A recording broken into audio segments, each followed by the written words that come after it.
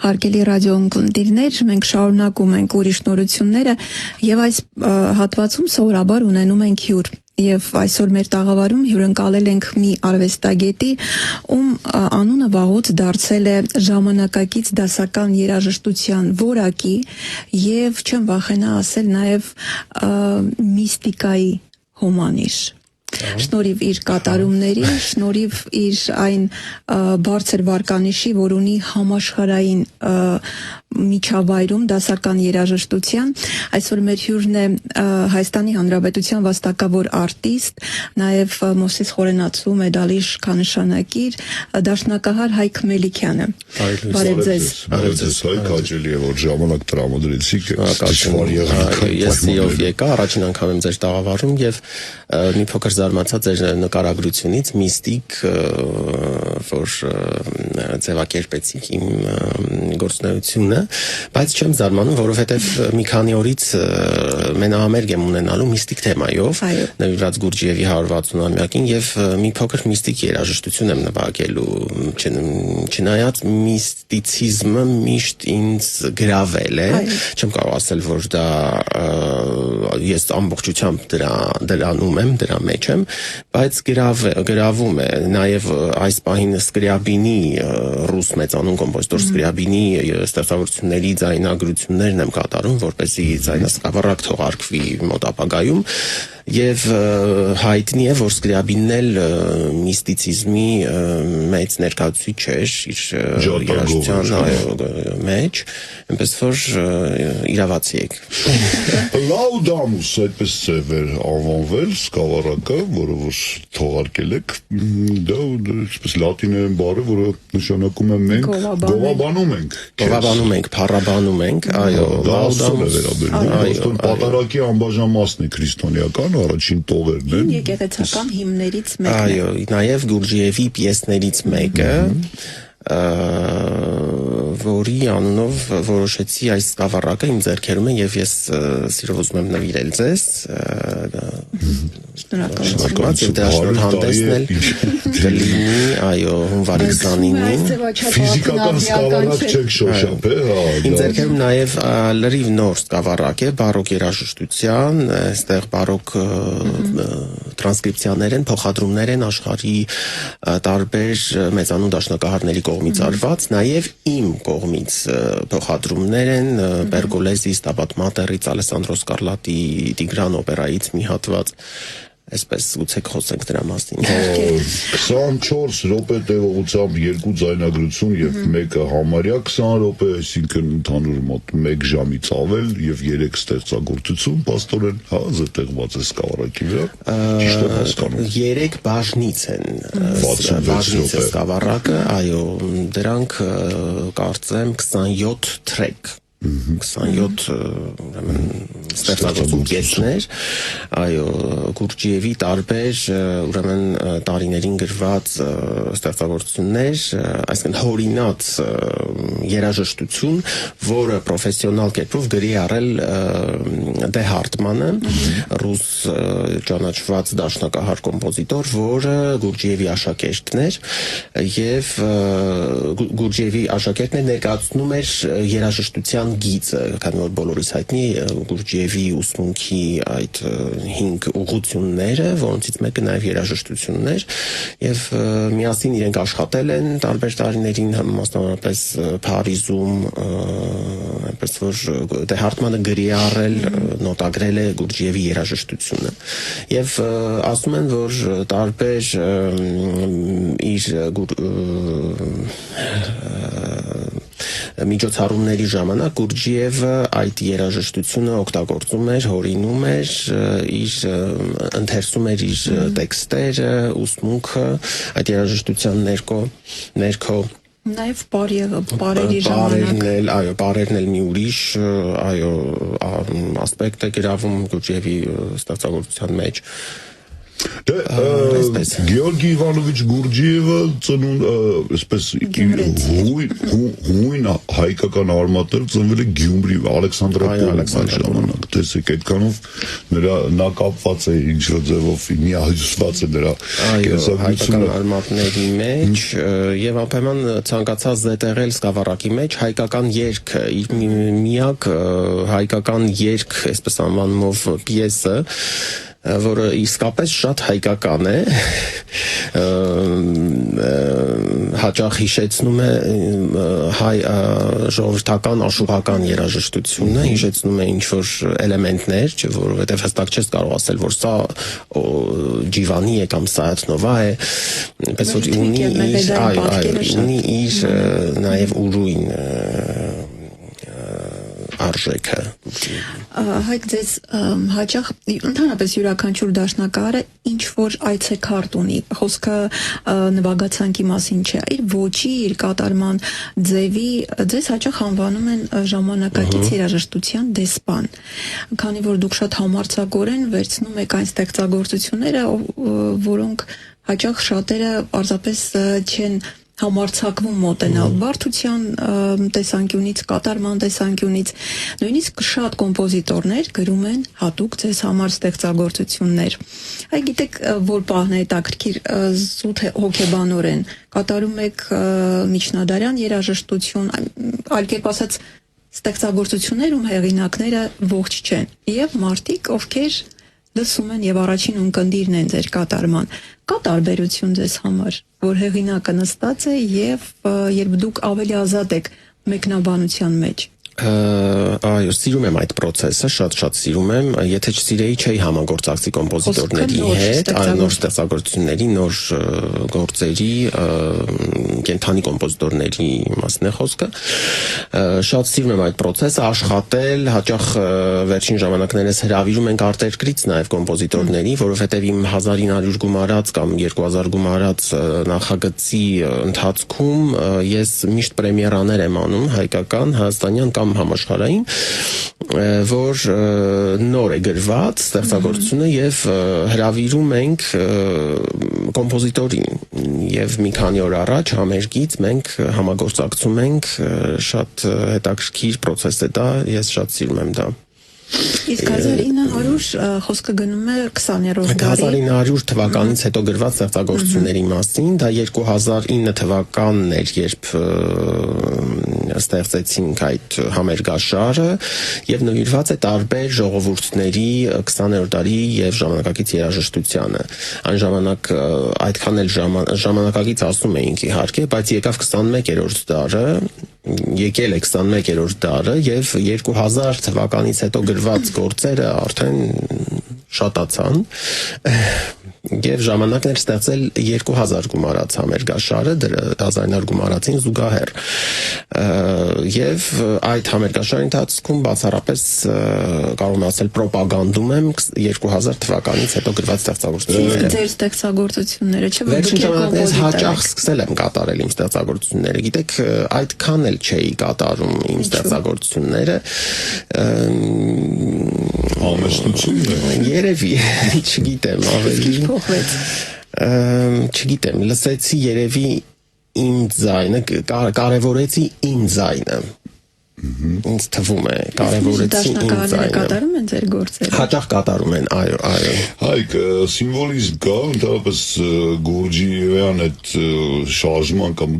գաղափարախոսության հետնորդները մեծ ուշադրություն են դարձնում սիմվոլիզմին ուրեմն տեսեք ձեր սկավառակի հնչեղության տևողությունը 66 րոպե Գուրջիևը ծնվել է 1866 թվականին, ինչ որ տենց բաներ կա, ուշադրություն չեք դարձրել։ Ես ուշադրություն չեմ դարձրել, շատ հետաքրքիր է, տեսեք ինչ հետաքրքիր բան է։ Շնորհանդեսին մենք կպատմենք դրա մասին։ Լավ, վերադառնանք անոնիմի, ես կողմնակի հարցեր տամ ընդհանրապես ձեր պրոֆեսիոնալ գործունեությունից, դաշնակահարի համար պրոֆեսիոնալ, օրինակ կան ստեղծագործություններ, որոնք տաբուի տակ են կամ ինչպես արգելված են կատարվելու, ինչ պատճառներով կամ խուսափում եք կատարել։ Եվ առասարակ, եթե այդպիսիները չկան, Ձեզ համար ո՞րն է ամենաբարդ հեղինակը դաշնակահարի համար։ Շատ հետաքրքիր հարց եք տալիս, ինձ թվում է արգելված ոչինչ չկա։ Արգելված ոչինչ չկա ամեն դեպքում մեր ժամանակներում։ Այստեղ ուղղակի ճաշակի հարց է, գնահատում ենք ամեն մեկս յուրովի, նախընտրում ենք ամեն մեկս յուրովի։ Ինձ համար, չգիտեմ, ես երբ նոր ընդունվեցի կոնսերվատորիա, իմ պրոֆեսորը Ալեքսանդր Գուրգենովը, դեռևս կարող եմ ասել նաև Սպենդիարյանի դպրոցի վերջին տարիներին շատ բարձր ստեղծագործություններ էր հանձնարարում, օրինակ Լիստի Մազեպա էտյուդը կամ Շոպենի էտյուդներից, Ռապսոդիաներից Լիստի, բայց ես հիշում եմ, որ մենք միանգամից անցանք մի նվագացանկի, դա էլի 20-րդ դարի երաժշտությանն էր վերաբերվում, եւ ես սկսեցի նվագել Ստրավինսկու Պետրուշկա բալետից սյուիտը, շատ բարդագույն ստեղծագործություն, Սկրյաբինի 5-րդ սոնատը, եւս շատ բարդ ստեղծագործություն, եւ Բարբերի, Սեմյուել Բարբերի, ամերիկացի կոմպոզիտոր, սոնատը 20-րդ դարի սկզբին գրված, եւս շատ բարդ ստեղծագործություն, իր վերջին ֆուգան 4-րդ մասը շատ բարդ է կատարել։ Բարդ է տեխնիկապես, այո, կատաղական առումով շատ բարդ է, դե իհարկե խոհափիլիսոփայական առումով էլ Սկրյաբինի 5-րդ սոնատը շատ ամենաբարդերից է,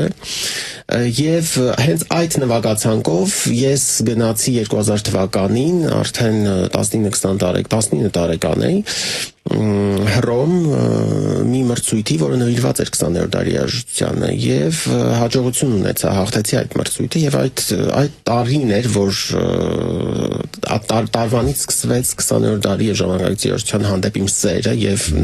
նվիրված լինելը, հավատարիմ լինելը, դրա համար այ որ դուք ասում եք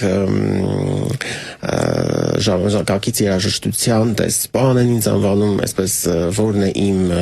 այցեքարտը, հենց ժամանակակից երաժշտությունն է իմ այցեքարտը, դա վստահորեն կարող եմ ասել։ Իսկ մեր ժամանակներն օրինակ հիմա կան հեղինակներ, որոնք այսպես շարունակում են այն բարի ավանդույթները, մեծ դասականների, որոնց երաժշտությունը եկել հասել է մեզ ժամանակները փոխվում են, էլի շատ դուք երաժշտական կրթություն ունեք, Արամ։ Ես 7 տարի ջութակ եմ նվագել 10-րդ երաժշտական դպրոցում այդքանով։ Հետաքրքիր հարցեր եք տալի, որտեղ պետք է պատասխանեմ, որ ժամանակները վերադառնում են եւ կան կոմպոզիտորներ, որ գրում են վերադառնում են ավանդույթներին։ Օրինակ ես ինքս իմ ստեղծագործությունները երբ ավելի երիտասարդ էի, այսպես ասենք, եթե նկարագրեմ, ավելի ամբիցիոզ էի եւ իմ երաժշտությունը նույնպես ամբիցիոզ էր եւ ես հիմա վերանայում եմ նախին գրված ստեղծագործությունները, դրանք շատ այսպես ձեռնոց նետող ստեղծագործություններ են, բայց հիմա ավելի վերադարձել եմ ավանդույթներին, իհարկե վստահ եմ, որ դրանք թարմ ինչ-որ նոր մի բան են, բայց դրան զուգահեռ դրանք երաժշտության թեմատիկ առումով դրանք ավանդական են, ես ինքս իմ օրինակի վրա կարող եմ ասել, եւ ես նույնպես կատարում եմ, որպես կատարող այնպիսի ստեղծագործություններ հաճախ, որոնք գրված են ավանդական ձևով, թե ավանդական ոճում, թե ավանդական գրելաձևով, հա, որտեղ ունենք ժամանակակից երաժշտության մեջ գրաֆիկական ստեղծագործություններ, այդպես։ Կարծում եմ ժամանակները վերադառնում են, կրկնվում են, այսինքն ոչ թե վերադառնում են, կրկնվում են։ Ինչպես նորաձևությունը կարելի ասել։ Հասկացա, այսինքն սպիրալաձև ինչ-որ ժամանակ առ ժամանակ վերադառնում է։ Ասացիք ամբիցիոզ մոտեցման մասին, տեխնիկապես բարդ ստեղծագործություններ եք ընտրում, բայց չէ որ կան շատ հետաքրքիր գուցե իր պարզունակության մեջ, բայց շատ խոհափիլիսոփայական, մոտենում եք, վերցնում եք նվագացանք, թեկուզ եթե ինքը բարդ չէ տեխնիկապես։ Անպայման դրանք հիմա դրանք ավելի շատ են իմ նվագացանկում, քան վիրտուոզային գործեր, որտեղ վիրտուոզային գործեր ես երբ երիտասարդ էի պիտի վերադառնամ այդ չեմ սիրում այդ արտահայտությունը, բայց համեմատական առումով սիրում էի, քանի որ ինձ մոտ շատ հեշտ էր ստացվում, արագ էր ստացվում նոտարների ընկալումը, յուրացումը եւ բարդագույն ստեղծագործություններ, ինչպիսիք են Քսենակիսի ստեղծագործությունները, օրինակ կամ Շտոքհաուզենի կլավեշտուկները, եւ նմանատիպ էլի ստեղծագործություններ հիմա դրանք արդեն իմ նվագացանկում են եւ ես հիմա ուրիշ առաքելություն ունեմ, չգիտեմ, օրինակ իմ վերջին որպես կատարող խոսեցի, հիմա որպես եթե կոմպոզիտոր խոսեմ, ավելի լիրիկական լիրիզմը ընդհանրապես որպես կոմպոզիտոր իմ ստեղծագործության մեջ գերիշխում է հիմա։ Վերջին իմ դաշնամուրային ստեղծագործությունն էլ հենց կոչվում է լիրիկական տեսիլքներ, դա 5 մասից բաղկացած շարք է։ Այնպես որ լիրիզմը արդեն թելադրում է որոշակի ավանդույթների վերադարձ, դրա մասին էլ խոսեցինք։ Այսպես կարող եմ նկարագրել։ Մի փոքր էլ խոսենք այսօրվա ունկնդրի մասին։ Արամը նշեց տևողությունը։ Դա ձայնասկավառակ է, որը կարելի է ցանկացած պահին ընդհատել եւ շարունակել լսել հետո։ Իսկ համերգի ժամանակ այսօրվա ունկնդիրը միջին տարիքի ավագ սերնդի կամ երիտասարդները, ովքեր մենք այսօր 30 վայրկյանից ավել չենք ուզում ինչ-որ բան կարդալ, դիտել, անverջ թերթում ենք հեռախոսի էկրանը եւ այլն։ Այսօրվա ունկնդիրը պատրաստ է երկար ստեղծագործություններ լսելու լրության մեջ, որը նույնպես երաժշտություն է։ Ինչպիսին է արդյոք դուք շատ եք շրջագայում եւ կարող եք նաեւ համեմատել հայ հանդիսատեսին եվրոպացի կամ ամերիկյան հանդիսատեսի հետ։ Չեմ ուզում համեմատել, որովհետև ես շատ սիրում եմ իմ հայ ունկնդրին, շատ գնահատում եմ, երևի ամենալավ ունկնդիրն է ինձ համար։ Եվ ամենախստապահանջը, այդպես են ասում։ Խստապահանջը, այո, եւ ես շատ լավ գիտեմ իմ ունկնդրին։ Ես կարծում եմ, որ ճանաչում եմ իմ ունկնդրին։ Սա հեշտացնում է գործընթացը եւ ես կարողանում եմ իմ հայաստանյան համերգներին ավելի լիարժեք թուլանալ վայելել process-ը։ Դրա համար ես այլևս չեմ մտածում, թե կձանձրացնեմ կամ պետք է ուրախացնեմ ունկնդրին, այս թեմաները ինձ չեն հետաքրքրում։ Բայց առաջիկա պատրաստի հանդիսատեսի մասին։ Կարծում եմ, որ իմ համերգին գալիս է արդեն պատրաստված ունկնդիրը։ Իսկ նորին ներգրավելու։ Նորը տեսնելով մեծամասնության լռությունը արդեն լռում է։ Որովհետև հունվարի 29-ին պատրաստում եմ Գուրջիևի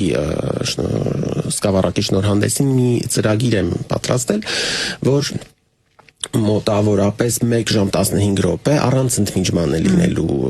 համերգը եւ գերիշխելու է լռության երաժշտությունը։ Այստեղ Գուրջիևի երաժշտության հետ համատեղել եմ նաեւ ժամանակակից երաժշտություն, ժամանակակից կոմպոզիտորներ, ինչպիսիք են Սկրյաբինի 9-րդ սոնատը կամ Շտոքհաուզենի 10-րդ կլավեշտուկը, որ 20 րոպե է տևողությամբ։ Որը իսկապես պահանջում է պատրաստված ականջ, իմ ստեղծագործությունը, այդ վերջին լիրիկական տեսիլքները կկատարեմ, էլի որոշ Ջոն Քեյջի ստեղծագործություններից ընդհանուր առմամբ լուր հնչողություն։ Քեյջը դե շատ այսինքն այդ տեսակի երաժշտությունն եք սիրում, որովհետև ինձ թվում է դուք բացառապես դասականների։ Ես դասականներ շատ սիրում եմ, կատարում եմ իհարկե, բայց ինչպես նշեցի, իմ առաքելությունն է ժամանակակից երաժշտություն։ Քանի դրան հասանք, տեխնիկապես ամենաշնորհալի դաշնակարներից մեկը Արտ Տատում, լսել եք երբևէ ջազային խոշոր դաշնակարներից է, որը որ բացարձակ տեխնիկա ունի, շատ բարդ, եթե դրա ձայնագրությունները տեսնեք։ Ես վստահ եմ, անհավատալի է, տեսեք ինչ է անում, ուղղակի քեզ մի պատվում է, որ մի քանի մարդ է նվագում ստեղծարի վրա։ Այնա մի բան ասել հարցած դուրս մեկում ասում է հաճախ ինձ մոտ զգացողություն է առաջանում, երբ որ արդեն բացվել էր լիովին որպես դաշնակար, ասում է, որ գործիքը այլևս չի բավարարում դաշնամուրը ինձ, որպեսզի ես կարողանամ ինքն արտահայտվեմ, որովհետև տեսեք ջութակի մեջ տեխնիկական բաներ կա, օրինակ ֆլաժոլետներ, չգիտեմ, պիցի կատոներ, ինչ որ բաներ, որ դու կարող ես նոր հնչեղություն, ինչքան նովատորության համար, այսինքն նորարարության համար բավականին մեծ դաշտ կա։ Դաշնամուրը դրանք ֆիքսած տեղնաշար է, որը որ իհարկե կարող ես, չգիտեմ, պեդալներով ինչ որ բան փոխել, ինչեգուցան մեջ սեղմման աստիճանը ստեղների վրա նույնպես ինչ որ տեխնիկական հնարքներ է տալիս եւ ի վերջո քանի օկտավ է հիմնականում, 6 Հա, տեսեք, պայմանական, բայց կարող է լինել երբևէ այդ զգացողությունը ունեցել եք հայք, հա, որ օրինակ տեսեք գործիքը չի բավարարում, որպեսզի դուք տեխնիկապես բացվեք, հա։ Այո, հատկապես ուսանողական տարիներին, երբ շատ նվագում էինք լիստի երաժշտությունը, որը շատ այդպես վիրտուոզ է եւ ոչ միայն լիստի, այլ նվագախմբային հնչողություն պահանջող երաժշտություն, որը կատարում է մեկ գործիք դաշնամուրը եւ ես հիշում եմ հատկապես դաշնամուրային փոխադրումների ժանրը, որը օրկեստրալ ստեղծագործությունները փոխադրված են դաշնամուրի համար։ Այդ ժամանակ հաճախ զգացել եմ գործիքի այդպես պակասությունը եւ ցանկացել եմ այսպես լիարժեք հագենալ, մի պահ կարծես չի բավարարել, բայց կարծում եմ, որ դա երիտասարդ ժամանակ թերություն է եղել, այդպես պետք է չլինի։ Չգիտեմ, այդպես եմ դատում ամեն դեպքում։ Ժամանակի ընթացքում դա ավելի մեղմացել է եւ հիմա բավարարում է, որովհետեւ հիմա լսում ես այնքան, ինչքան որ պետք է լինի, այսինքն սահմաններ ես դնում, որը կարծում եմ ճիշտ է։ Այնպես որ այդ զգացումը ինձ շատ ծանոթ է։ Հիմա էլ հաճախ նվագելով այնպիսի ստեղծագործություններ, որոնք նվագախմբային հնչողություն են պահանջում, ունեն այդ միտումը, հաճախ նվագախումբն ես լսում, միայն այսքանով կարող եմ նկարագրել եւ փոխանցում ես նվագախմբային գունեղությունը, այդպես նաեւ դասավանդելիս, երբ լինում են առիթներ, երբ դասավանդում եմ, փորձում եմ աշակերտներին հրամցնել այս զգացումը, որպեսզի երեխաները նույնպես զգան նվագախմբի գույները, չգիտեմ։ Որտեղ եք ձայնագրել Լաուդամուսը։ Կա Հայաստանում ստուդիա, որը օրինակ է լավ ստուդիաներ ցավոք չունենք, բայց իմ սիրելի վայրերից է ձայնագրման համար Կոմիտասի թանգարան ինստիտուտը։ Այս երկու ձայնասկավառակներն էլ այնտեղ են ձայնագրել, վերջին իմ ձայնագրությունները այնտեղ են տեղի ունենում։ Այսինքն ոչ թե ստուդիային, այլ համերգասրահ է, այո, որն ունի այսպես իր ուրույն լռությունը, որտեղ այնտեղ նաև համերգներն են ընթանում որոշակի միստիցիզմով, եթե խոսենք մի միստիկ վայրերից, ես էլ լինելով արդեն միստիկ մտածող մի երաժիշտ, որը նախընտրում է միստիկ վայրեր, Կոմիտասի թանգարան ինստիտուտը միստիկ վայր է։ Օրինակ այդ աշխատությունները մի փոքր փորձել եմ խորանալ, բայց ես կարծում եմ Ճամփորդությունը դեպի Ասիա շատ բան փոխեց, Գուրջիևի մեջ, այնտեղ նաև ընկերներ ուներ, Սոֆեն Նավացկը, այնտեղ Ռերիխը եւ այլն։ Կան շատ երաժիշտ կոմպոզիտորներ, ինչպիսիք են Ջաչինտո Շելսին, իտալացի շատ հայտնի կոմպոզիտոր, որը էլի ճամփորդել է եւ նրա երաժշտությունը նույնպես ուսումնասիրել եմ, նվագել եմ մեկ սյուիտ, մեկ գործ։ Եվ վերջին ժամանակներս անդրադառնում եմ Ինայաթ Խանին, էլի հնդիկ ուրեմն երաժիշտ է, չենք կարող ասել կոմպոզիտոր, երաժիշտ է, որի երաժշտությունը փոխադրել են ռուս դաշնակահարներ, երկու դաշնակահար, եւ այս վերջին ժամանակներս սկսել եմ հետաքրքրվել եւ կարծում եմ, որ պետք է անպայման սկավառակ թողարկեմ եւ առաջին ձայնագրությունը, որտեղ դեռևս այդ ստեղծագործությունների ձայնագրությունները չկան։ Դրանք լիրիկական պիեսներ են, հնդիկ երաժշտի կողմից երգված, հնարված, որոնք գրի են առել ռուս դաշնակահարները։ Հայկ, եթե այդ գունեղության մասին խոսեցիք եւ եթե աղբյուրը չի ստում, նաեւ նկարում եք։ Նկարել եմ, միշտ սիրել եմ նկարել փոքր ժամանակվանից մանկուց, հիմա չեմ նկարում, որովհետև հասկացա, որ եթե մի բան անելու եմ ոչ պրոֆեսիոնալ, ավելի լավ է չանեմ։ Որպես հոբի, միթե։ Որպես հոբի, Երևի չէ։ Երևի չէ։ Իսկ երաժշտությունից հոգնում Ինձ թվում է ժամանակ չունեմ։ Դե, Թվում է գնալով ավելի ժամանակ չունեմ։ ամեն օր նվագում եք։ Ամեն օր պարտադիր։ Ինչքան, օրինակ 2 ժամ, Դե 3 2 ժամ չէ, ավելի շատ եմ նվագում, երբ ես տանն եմ լինում, իմ գործը ուղղակի այնքան մտքերս այնքան շատ են, ցանկություններս այնքան շատ են, որ այդ բոլորին անդրադառնալու համար ողջ օրը պետք է նվագել։ Իսկ երաժշտությունից ինչով եք կտրվում հանգստանում։ Դարձյալ երաժշտությամբ թե։ Չէ, երաժշտություն չեմ սիրում լսել, որտեվ հաճախ երաժշտություն որ լինում է մեքենաների մեջ կամ ընկերների կողմից միացված, ինչ որ միտեղ փորձում եմ անջատել կամ լռեցնել։ Տանջանք եք ապրում, լսում եք պարզունակ երաժշտություն։ Իսկ այլընտրանքը ո՞րն է։ Երաժշտության։ Չէ, սիրում եմ փոփ երաժշտություն, շատ սիրում եմ։ Ես ինքս որպես կոմպոզիտոր գրել եմ փոփ երգեր, հեղինակել եմ, սիրում եմ։ Իդեպ եթե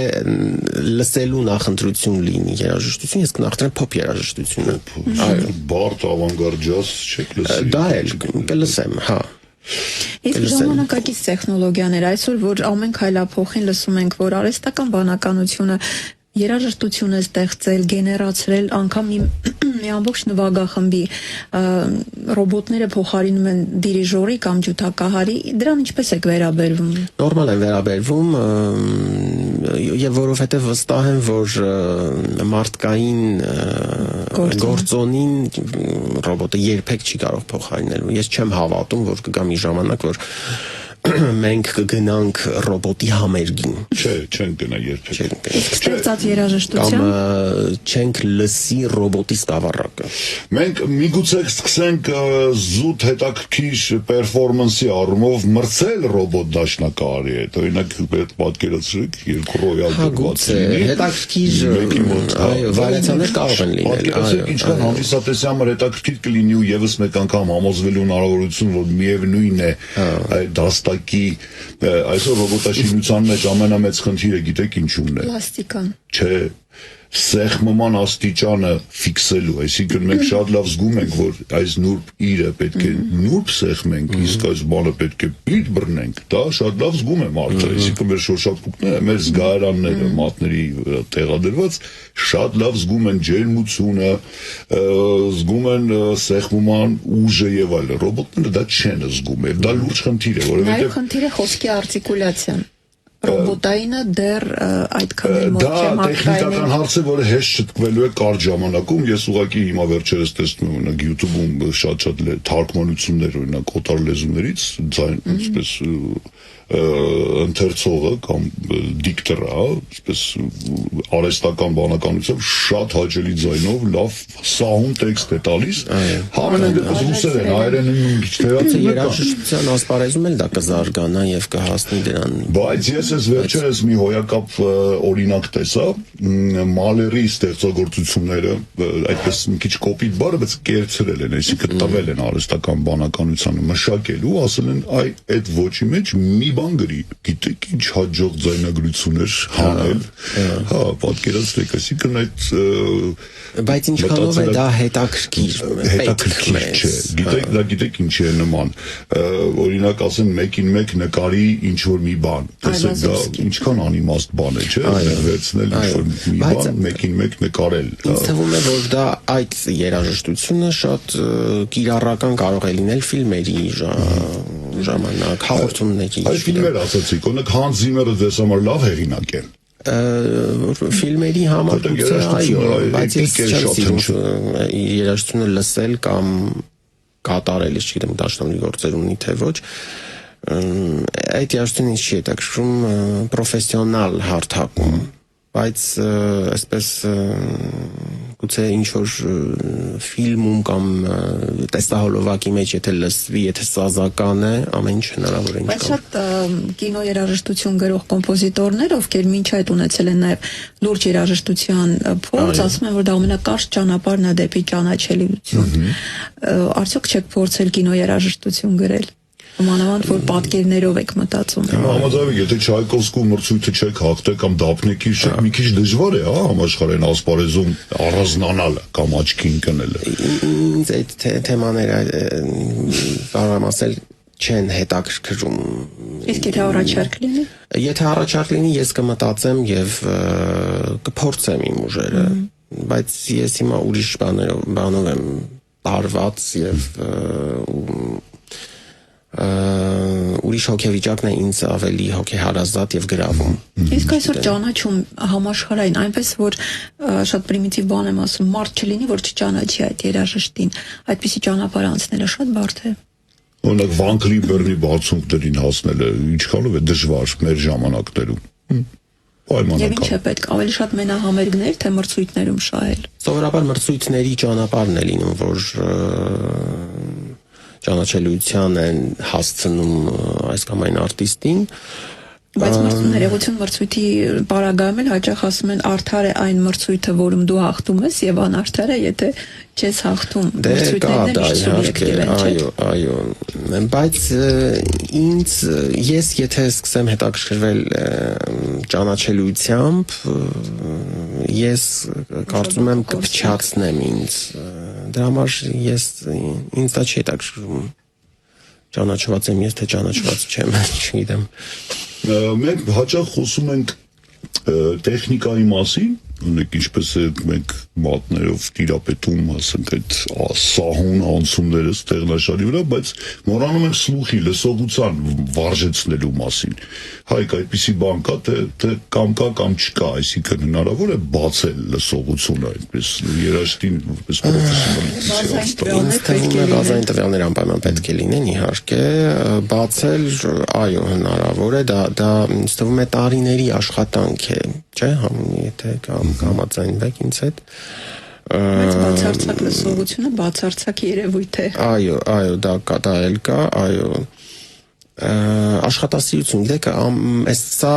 կոմբո է, տարբեր ճյուղեր իր մեջ պարունակող, աշխատասիրություն, չգիտեմ, հմայք, միգուցե ոչ միայն լսողությունը չի, որ մենք հաճախ խոսում ենք հաջողությունների մասին, համերգները լավ նվագած, բայց արդյոք ունեցել եք այդպես ծախողումներ, ինչ որ տհաճ իրավիճակներ ժամանակ, որը կհիշեք իմ տակից ինչպես եք դուրս եկել, չգիտեմ։ Չեք հասցրել, չգիտեմ, նոտաները թերթել։ Լինում են այդպիսի դեպքեր, բայց բարեբախտաբար հիշողությունը չի դավաճանել։ Չեպեներ, այսպես ինչպես ասենք հայերեն, ձախողումներ գուցե չեն եղել, գուցե եղել են սթրեսային իրավիճակներ, ես հիշում եմ, երբ այս վերջին տարիներից միջադեպը, որ Գերգիևի հետ ելույթ ունեցա, դա Ավրորա մրցանակաբաշխության ուրեմն ընթացքում էր, եւ իմ փորձը ամենավերջին պահին պետք է լիներ, վերջին արդեն մարդիկ դահլիճում էին նստել, եւ մենք փորձում էինք Գերգիևի հետ, սա մի փոքր ստրեսային էր, եւ ես ունեի ընդամենը մեկ փորձ։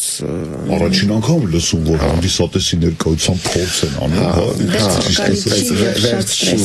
ժամանակ արդեն սղացել էր ժամանակը եւ այդպես մենք արդեն հասկացանք, իրար դադարեցրեցինք,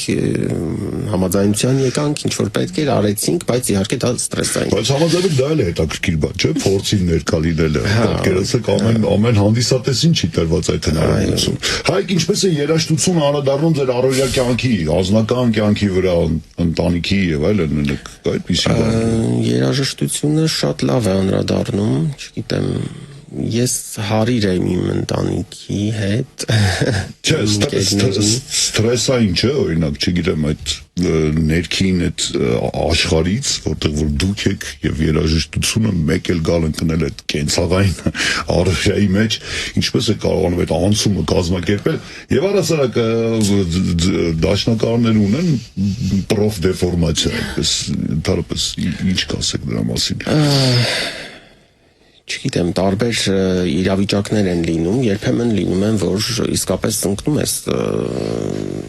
ռեալության մեջ եւ պետք է կարողանաս ճիշտ կառավարել քեզ, թափվել լինում են այդպիսի դեպքեր, բայց հիմնականում ինձ շրջապատող մարդիկ իմանալով ինձ փորձում են բռնումով մոտենալ եւ օգնել, որպեսզի այդ իրավիճակները ինձ մոտ չլինեն։ Սա ես իսկ հարևանների հետ փոխհարաբերությունները շատ լավ երբեք չի եղել հարևանների հետ խնդիր։ Շնորհակալություն, որ եկաք։ Մենք ուղղակի այլևս ժամանակ չունենք, թե չէ այնքան հետաքրքիր դեռ թեմաներ ունենք քննարկելու, դա էլ թողնենք մեկ ուրիշ անգամվա համար։ Ես հուսով եմ, որ Լաուդամուսը կգտնի իր ունկնդրին ամենակարևորը, որ ոչ թե կլինի եւս մեկ այսպես այդ աշտարակի մեջ եւս մեկ սկավառակ, որ տեղադրվեց, հա, այդ կոլեկցիայում մարդկանց կամ սկսի կամած պատվել բնական փոշու շերտով, այլ հակառակը այն օգտագործվի եւ մարդիկ լսեն, հաճույք ստանան, բավականություն ստանան, փոխանցեն այդ դիեզերական էներգիաները, թե գուրջիվից են խոսում նաեւ ձեզ, որովհետեւ այդ ինֆորմացիան, այդ էներգիան ձեզ սնուցելու է եւ այսպես ուժ է տալուց, որպեսզի նորից եւ նորից սկավառակներ թողարկեք։ Շնորհակալություն, որ եկաք, շատ հաճելի է։ Դե հարգելի ռադիոլսողներ, հարկ է հիշեցնելու մեզ հետ իսկապես շատ տաղանդավոր եւ բարձր տեխնիկայի տիրապետող դաշնակահար Հայկ Մելիքյանը